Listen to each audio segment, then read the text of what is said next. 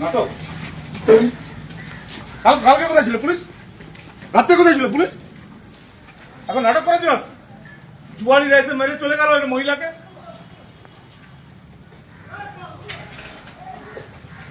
এত ফোর্স আপনাদের কিসের জন্য?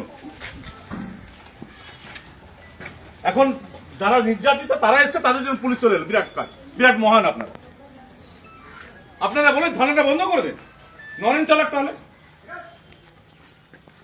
তপশিলি জাতি উপজাতির একটা মহিলা, তাকে তুলে নিয়ে চলে যাবে রাত্রে, আর পুলিশ বসে বসে দেখবে। এই জুয়া যারা খেলে তাদের সঙ্গে এত বন্ধুত্ব পুলিশের। নরেন যেটা বলবে সেটাই মানতে হবে। আর দু মাস পর কি হবে? 2 মাস পর নরেন থাকবে না, তখন কার কোথায় চলবে?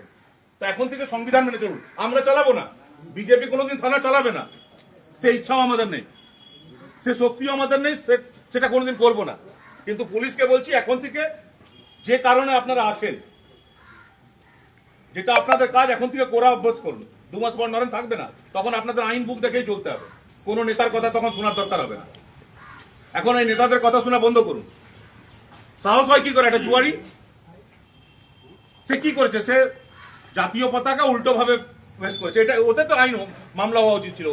একটা ছেলে প্রতিবাদ করলো যে কেন ভাই ওই রকম উল্টো ঝান্ডা তুমি উত্তোলন করেছে কেন? সে কারণে তার ঘরে গিয়ে ঝামলা, মাকে মারা, বাবাকে মারা, সে এখন হসপিটালে ভর্তি।